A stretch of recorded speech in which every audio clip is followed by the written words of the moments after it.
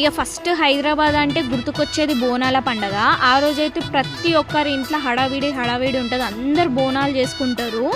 మేము కూడా బోనాలు చేసుకుంటుండే కానీ 2 years బ్యాక్ నుంచి మేమైతే బోనాలు తీస్తలేము. అది కూడా మేము ఈడ తీయము, మా ఊర్లో సదాశివపేటలో తీస్తాము.